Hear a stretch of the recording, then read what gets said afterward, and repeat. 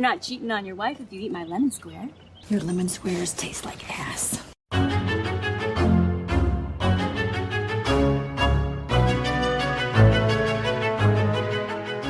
And welcome back to Horror Queers. So we are delighted to be joined by Addison Heimann. He is the writer-director of HYPOCHONDRIAC, which is a new queer horror film that's about to come out. So thank you so much for joining us and having a conversation with us.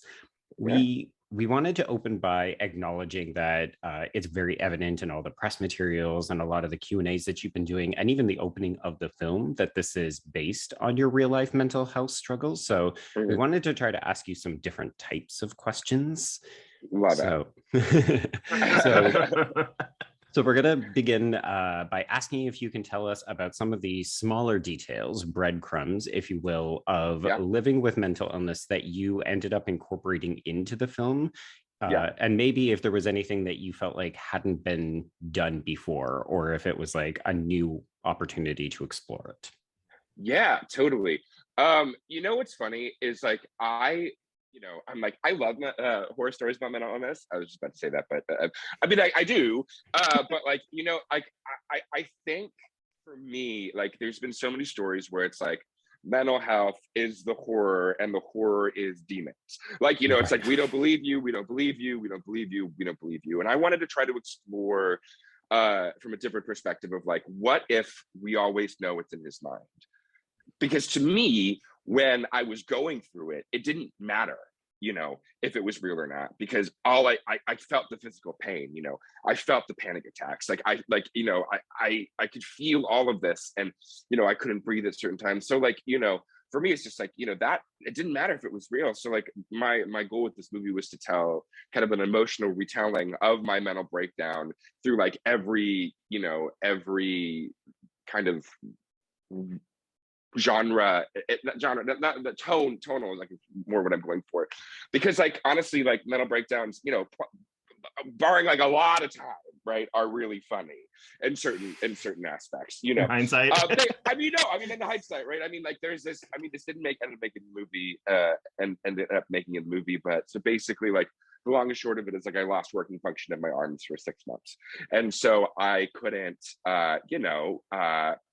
this is queer horrors, masturbate. And I had to, you know, and so get creative. I had to get creative. So I ordered a flashlight and I ordered a shower mount, and I put that on the shower. And I'm also on antidepressants at this time. So, and I I just remember sitting in my shower, like pants down to my ankles, because I'm wearing pants in the shower, because I don't know. And I'm fucking this thing for an hour, and I can't I just can't come. And so and it's just go to the point where I'm just like, well, I gotta use my hand. So I use my hand, and then of course I use my hand, and I'm like, oh, my hand, you know. So it's like, you know, when I told my producer this, he was like, hey, I was like, what if we use this scene in the movie? He was like, what if you fucked a flashlight? He's like, why don't let's give it 24 hours. I will say though, that's awesome. I mean, sorry, not the fact that you like couldn't masturbate and had to use a no, but I mean, I'm on Adderall right now, and like that actually for me personally affects stimulation sometimes. And so like it is interesting how like with anything with mental illness, it's like, oh, of course, sex related things are the first things to go. You know, and that's the thing, right? So it's like, I text my producer the next day. He's like, well, what do you think? He's like, I'm sorry, I just don't think you should fuck a flashlight. And I was like, what? And then I went back in the text messages, and it autocorrected from flashlight to flashlight. And I was like, I'm not Lars von Triering this. I'm not trying to cut out clitoris and coming blood. Like maybe the next one. And then you send him a link to all the flashlight materials. Yeah.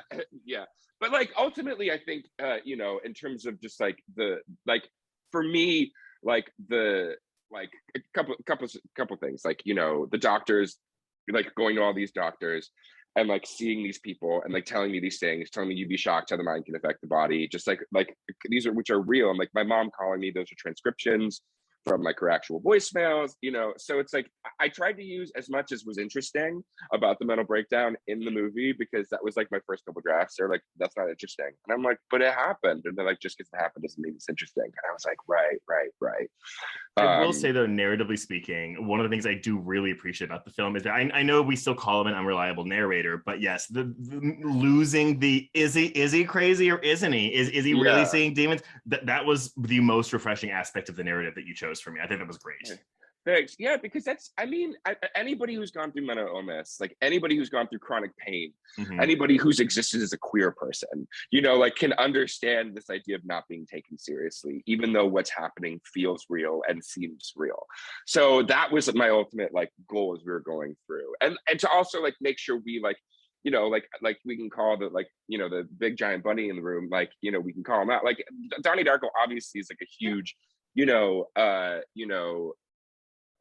inspiration for me, because I think because that movie deals with mental illness, but like it's kind of more of a sci-fi. I think something so, which is what I was trying to tell my cast and my crew, my producers. It's like in Donnie Darko, you have Patrick Swayze and the teacher being like the most hammy things in the world, and then you have like a scene in which Donnie's like sitting on his bed crying and talking to his mom, being like, how does it feel to have a wacko for a son? And she says it feels fantastic. And that's in the same movie, and to me it's like that's a mental breakdown. Like I have I'm in so much pain, and my boss is being like, you have to work or we're gonna fire you. And I'm just like, okay, you know what I mean? Like that, but that's that's in the same, the same world. So yeah. I think too, as like if you think about how horror tends to depict these, like we often see it depicted in like films dealing with women protagonists, like it's become very popular recently. But as Trace mentioned, it's usually like, oh, do we actually trust them? And as a viewer, it's not interesting for me. I'll speak for myself because I don't speak for everybody else, but I'm just like, no, I always trust her. Like, and so it's like, nice that's that the invisible. It's the invisible man, right? It's like one thing I really like about that movie is the amount of time that they spent not believing her is like so small, and then they just like leave her in the house for like 30 minutes, and I'm like, that's why this movie's good, because I'm so done with people being like, well, I don't believe you, and you're like, but it's like in zombie movies where they don't say the word zombie. It's you're like, it's been in our zeitgeist, guys. Like we can call it out because it's been there. So yeah. Well, so okay, so Luke, I mean, let's just go into these queer aspects too, because I mean, representation is obviously a big topic in media today, and especially in film and television.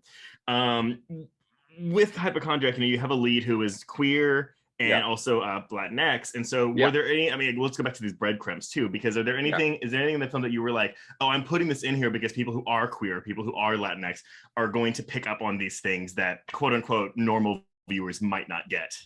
Yeah, it's interesting. Like, well, one with like the sex scene. I mean, like that was like the most important thing, because like, I listen, like no shade to Rocket Man, but like, and we love seeing Taron Egerton and Richard Madden fuck, but it's like they're like boom boom enter. It's like it's the same thing with like Brokeback Mountain. Is you're just like no one fucks that way. Yeah, and so like specifically with that scene, I was like, we need to take our time. Like, we need to show an ass eating scene, especially because, and it was like talking with our actors, like why that was important, why it was important to do full frontal and all this kind of stuff. It's like, that's Will at his rock bottom.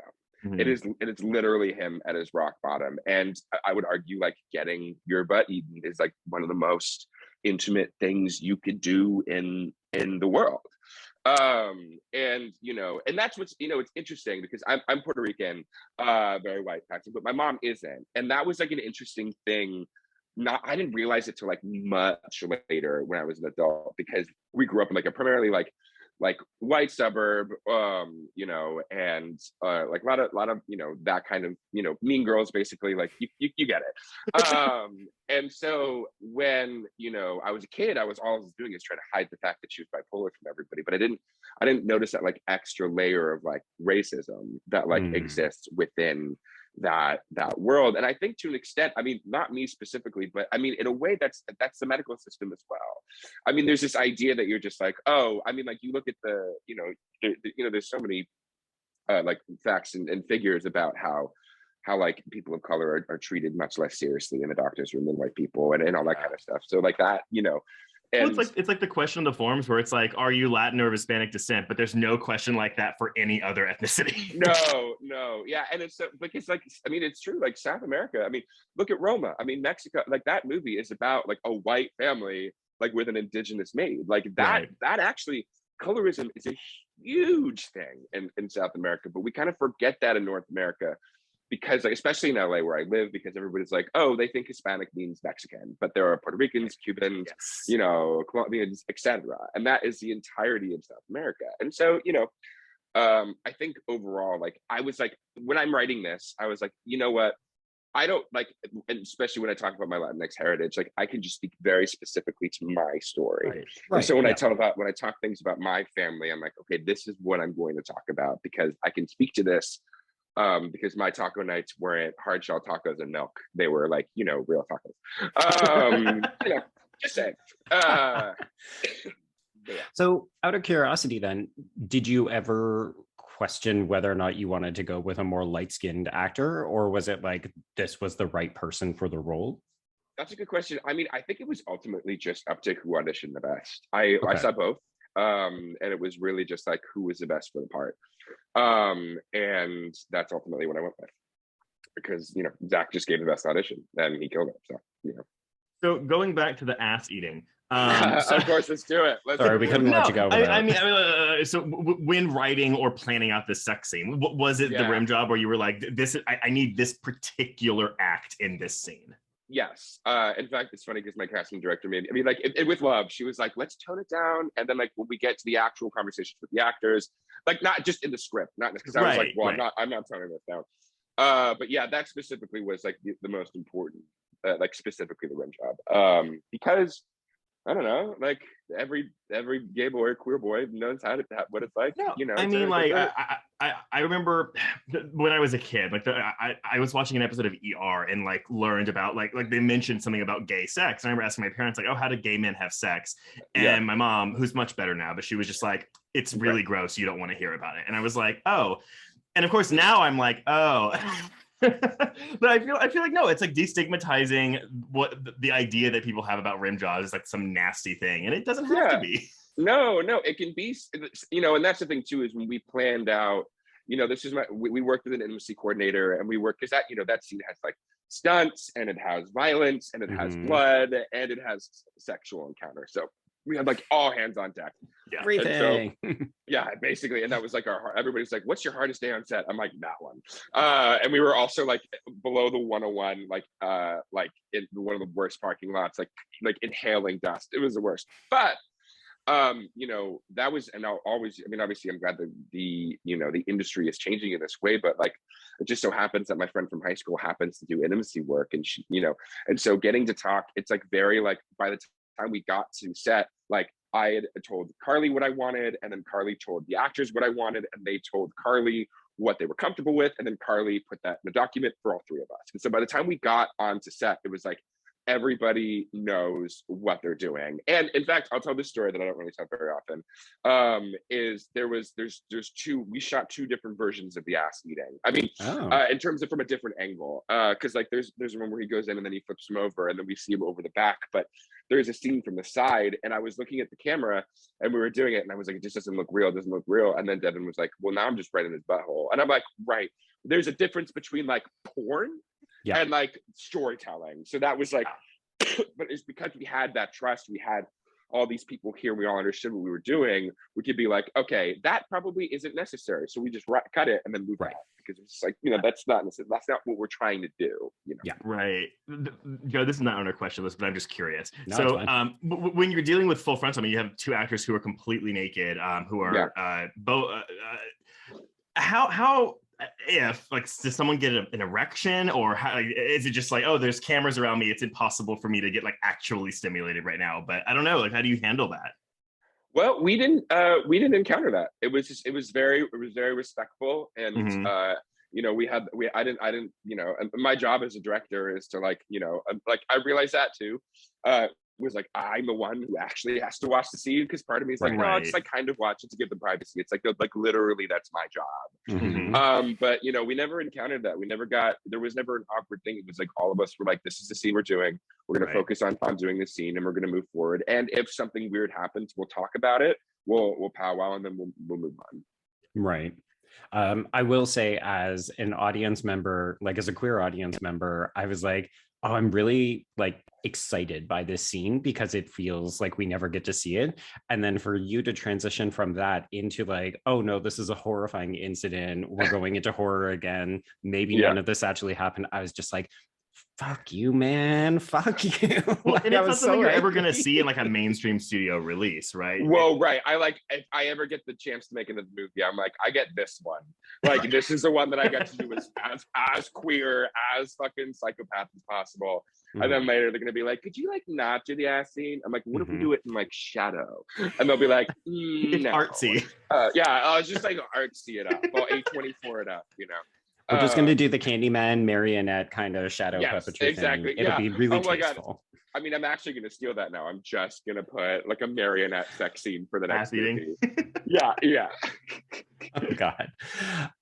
Okay, so let's talk a little bit about the horror, because it's been interesting watching the reviews come in. Obviously, we're recording this before the film is widely available on VOD, but it seems like some people really prefer the relationship drama parts, and then other people really like the more hallucinatory kind of, ooh, we're going into questionable narrator horror territory. Yeah. I'm curious about, how did you decide on a visual style to capture those hallucinations? And like, there's very specific editing choices where it's like we frequently just kind of smash cut to black, and it's like, oh, suddenly Will's in a completely different place now. Right. And that, I mean, like, to me, that was like, and my actors had questions of that too, especially with like the scene after Zach or Will first injures himself, and we cut to, he's like, why am I not more in pain? It's just like, well, one, you're trying to hide it, and two, like, we don't know how. Did you really fall that hard? Did you not really fall that hard? Like, we're starting. That's like the first moment of like unreliable like narrator, like go. And I think, you know, I think for me, like we did it both post and in actual principal photography. Like, you know, Dustin, my DP, you know, we dealt with a like bunch of different camera techniques. We had a lot of zooms. Like, we put like Vaseline on the edges of the frame to look a little blurry. We used something called a lens baby, which like completely like kind of warps our entity. And I think for me, you'll see like the cross dissolves, and that to me came from I always use this like description of like how I describe bipolar. It's like Jekyll and Hyde. And, you know, when Jekyll's Jekyll, he's great, he's lovely, he's a nice person. But when he's Hyde, he's a monster. But when he goes back to Jekyll, he never remembers what happens when he's Hyde. So it's like every time he kind of like fractures in those moments when he injures himself, or he's like in the process of all these like hallucinogenics, like splitting apart at the seams, right? There's Jekyll over here, and there's Hyde. And like having them, you know, both coming in and out and coming in and out is like representative of like what happens when you are, you know, mentally ill. You're literally fracturing yourself, the one side of your logical self, which is like really, you know, they're being like, no. And this is the thing, I suffer from catastrophic thoughts and OCD, something I had no idea of at the time. So when I like basically what happened, like I was like, you know, I lost functioning of my arms for 6 months because I thought that was like dying of ALS, and I injured myself at work. And then that was just like a climb out of that hole. You know, but like, but with like, ooh, I lost myself. You're good. Fractures, visuals, feelings. Oh yeah, and that was the thing too, right? It's like it's called hypochondriac. Like there are listen, like people will either love this movie, people might not like this movie. Like ultimately, I made this. I think there's something for everybody, right? If you're a person who suffers from chronic pain, you'll understand what that's like. You know, I didn't feel like showing the chronic pain, because that's the thing. And this is my aunt Vicky, like, put it in the best way. She's like, I'm in 3 different kinds of pain right now. And when somebody asks if I'm in pain, and I say, no, I'm in pain. Right. And then when somebody asks if I'm in pain and I say, yes, I'm in so much pain, I'm ready to keel over, but you'd never know, because like, that's the thing. Like you just don't know with that kind of stuff. And when you're trying not to be a burden on someone, you're being this kind of like song, for me at least, like you're being the song and dance man to the point where like it wasn't like it took me a really long time to ask for help because I just didn't want to be a burden on like on someone. And ultimately, like, you know, like when he's like literally in his home, like with Luke and he's cutting his food, just says, I'm such a fucking idiot. I'm such a fucking idiot. And there's no one there for him to tell him otherwise, you know? Oh, I remember what I was saying. So the catastrophic thoughts. There are two forms of two voices that I've learned. I read a book, but it was really helpful, so I trust it. It's helpful. There's your worried voice and your false comfort voice that kind of spiral into you know, distraction. Your worried voice comes like when you get that pang of anxiety. You're just like, oh, I'm gonna, like, I think I'm dying right now. And then your false comfort voice goes, you're not dying right now. You're fine. See, you're like, you just went to the doctor like two weeks ago. Like, let's not worry about it. And then the thing that I didn't realize is that false comfort voice isn't helpful. All it does is provide ammunition to get that thought stuck in your brain.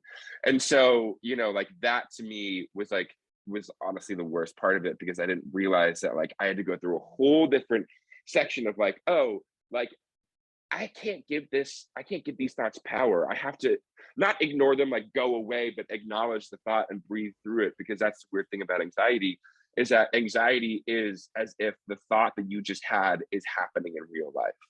You know, like, I think I'm dying. You feel like you're dying, you know? And that to me was like such a wild thing to realize, because like we don't, you know, it's like when I started telling my story, you know, it's like, hey, this happened to me. And they're like, this happened to me. And I'm like, wow, we don't talk about this, and isn't that wild? And they're like, don't you feel less alone? And I'm like, no, because you had to go through this and I had to go through this. It all yeah, we all got to go through like shit and no one talked about it. Yay. Yeah.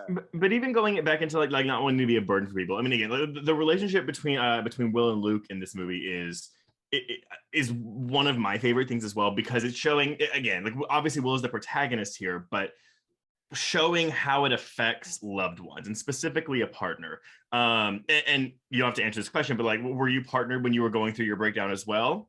So I wasn't partnered going through my breakdown, but the weird thing is I've been both the caretaker and the person who takes care of with my mother.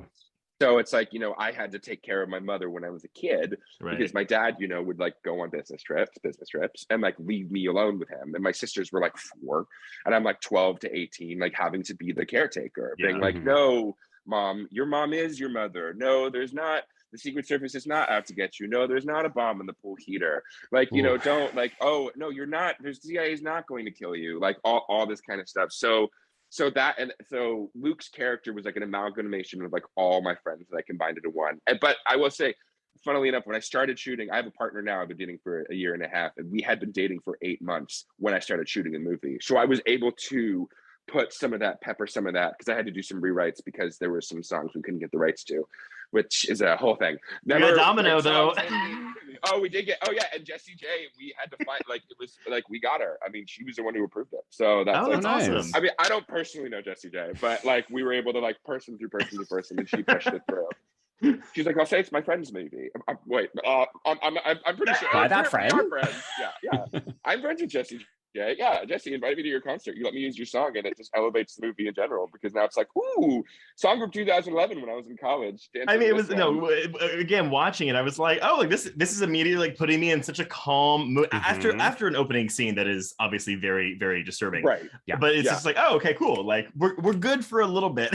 Yeah, and it's funny. That was a song I had playing in my head from the moment I started writing it. And so when we were shooting all those like inserts of Zach just like dancing, he's like, "What am I listening to?" And I was like, "Domino" by Jessie J. So it cut together perfectly because he was literally listening to Domino by Jessie J. Nice. Okay. Well, let's see. I didn't even want to ask you about Jeff Drives You at all. Okay. Yes. Let's go. Let's do it. Okay. So yes, we're obviously talking about Hypochondriac, and it's a great film, interesting film. Can't wait to see all the discussions that are going to come around as a result of it. I heard about you because I caught Jeff Drives You, your short from a couple of years ago, at a bunch of different film festivals. And I really fucking loved it. It was like one of my favorite shorts of the year. Oh my God, thank you. What? But it means wild. Now I have a question for you about it. So yeah. This is It's a fantastic short, people. If you have not seen it, definitely seek it out. It's about and a then man go listen who, to us talk about it. yes, we have an episode oh my on god. it. Oh my god. Yeah, it's on Dust. I mean, go. Oh my god, that's so. I yes, ask the question. Yes. Well, Okay. wait, I'm sorry, wait. Because no, whenever Hypochondriac was coming to South by, Joe was like, "Oh no, it's the guy that did Jeff Drives You." And I was like, "Oh, okay." So that was the selling point for both of us. Yeah. Oh my god, that's so funny. So Jeff Drives You, obviously Yeah. a very funny, amusing premise. It's about an intimate relationship between a man and his self-driving car. And then I have this weird, vivid memory of the first time I saw it, that the short ends with the car killing Jeff, or sorry, that the car kills him. And and we have this funny moment of like the techs, removing cum from the car, and there's like women being like, "Oh yeah, we've done this before and it hasn't gone badly." But I have this memory that there was a darker version of it. And I know that people know you for your comedy work before Hypochondriac, but I wonder, did you ever contemplate ending Jeff Drives You, or was there another draft of it that you ever contemplated having like a darker, more horrific ending? You know what? Yes, that was in the original draft, but everybody was like it's Black Mirror, man. Like this, we're expecting him to die. So I was like, oh, interesting. So I changed it. And it's funny because when I first started the draft, and like that's actually like the monologue that he gives before he has sex with the car, that's my actual coming out story. Like I just put it in the movie, and that was, and so that wasn't in the original draft either. So like that, once it became, I guess, more personal, and then also like I think maybe I'll be able to maybe unravel that. I'm glad, like, we have stuff like Halloween Kills where like, you have Michael McDonald and like they both die. I mean, it's a slasher, so like, of course, and like obviously in Knife and Heart, like they die, like a Rift or like Raw. Like we have these queer characters dying, but because it's like so personal to me, and because like a lot of my stuff deals with mental health, like it's important to me just as a queer storyteller when I'm talking about that kind of stuff to make sure that there's some semblance of positivity in the end, which is like not necessarily what I need all the time, but like there's only so many times where we can start like Midsommar, where like an entire family just dies because someone's mentally ill and we just start the movie. Like no shade to RS, or like I actually really love Midsommar, but like it's just like for me it was like, well, if we're going to tell a queer narrative that's so personal to me because I'm still here, I have to lead with that, at least for now. Like cue me like 3 movies later and I'm just like killing every queer person in like a Scream style, like this Heart ripoff. But like, which I would love as well. And like, I'm glad that stuff exists, but it's like, I think what's beautiful right now about queer horror that's starting to really like take an uptick is that there's every type of like, there's still like, I spent the entirety of my quarantine and pandemic looking for queer genre movies. And there's like the queer movie that's about being queer and like very much focuses on that. There's a queer movie that's independent of the queerness, and that's very much about that. There's horror movies that like deal with like mental illness and everybody dies, and then there's vice versa. So it's like there's all these like kind of cross sections in the Punnett Square. I had the weird metaphor, but like there's a bunch of different worlds now within the concept of queer genre. Before it was just like oh, you can't be gay, and that's just like the only thing we had. And then it was like, oh, let's tell a queer love story, and that was the only thing we had. And now we have queer characters across all versions of genre, all getting to exist both independently of the queerness and because of the queerness. And I think that's fantastic, and I just want to see more of that. And for me personally, like I will tell the stories of like positive queer stuff, but that doesn't mean I don't want the other stuff. I want the whole gamut, if that makes sense. And that's a perfect like segue / transition to go back to Hypochondriac and kind of wrap us up here, though. But we're like, I mean, and spoilers if you haven't seen the film yet, but this has I don't want to say it's a happy ending, but it's an optimistic ending. Yeah, it's not a happy ending, but it's I mean, that's the thing. So basically, and that's like, I'm writing another movie right now about, unfortunately, my sister's also bipolar. We have a lot of mental illness in my family, but like, so basically it's like, if this movie is a story about how I asked for help, the next one is a story of how I wrestled through the mental illness to come out the other side with empathy. And there's some quote that's on Instagram that I don't remember because I'm a terrible millennial, but it's basically along the lines of, if you can go through trauma and come out the other side with empathy, then that's a superpower. And so like that to me, like it's important, to the kind of story to tell. And I think basically, I won't completely ruin the ending, because like I think we're gonna even like it's gonna be okay, but I think the ending's still like but like the thing is, everybody has a wolf, right? there's no like, oh, it's not like you break your bone and then you heal your bone and then you're good. Mm-hmm. You know, like obviously you could probably have to do some physical therapy, but it's always going to be there. There's never not a wolf, because that's not how mental illness works. Like I've regressed several times, but fortunately I have a doctor in the family and a good therapist and good antidepressants. So like, that's all, you know, like how I work through it. But, you know, ultimately it's just like, and it doesn't go away. It's still there, but there are ways to navigate that without going back to the place that you were when you were at your lowest. Right. Yeah. And that seems like a lovely, hopeful message to take out of this for a film that is sometimes very difficult to endure. I'm not going to lie. Yeah. Mental, like, unfortunately, because mental illness is also funny, it's also terrifying. It's like everything, right? There's everything in the ball of a mental breakdown, you know? Yeah, absolutely. Well, I thank you for having this discussion with us, Addison. It was nice to get to talk to you after seeing the film, which of course everyone, it's out April 8th, right? Is that the release? No, I don't know where people got April 8th, but it will be it will be out sometime this summer. So we're not going to be waiting forever. It'll be out this summer. That's what I think. When I talking to James, my distributor, he's like, say late summer, and like that. Okay. So like you're not going to it'll be out within the next 6 months. Like that. There we go. Okay, got it. Yeah. The near horizon, you will be able to watch this movie. Yes, soon. We'll do a little theatrical window. We'll be in at least 10 screens, perhaps 20, and then obviously the PVOD and all that streaming stuff, etc. Right. Okay. Well, thanks again for chatting with us, and congrats on the movie. Thanks so much for having me. I really appreciate it. All right. Take care.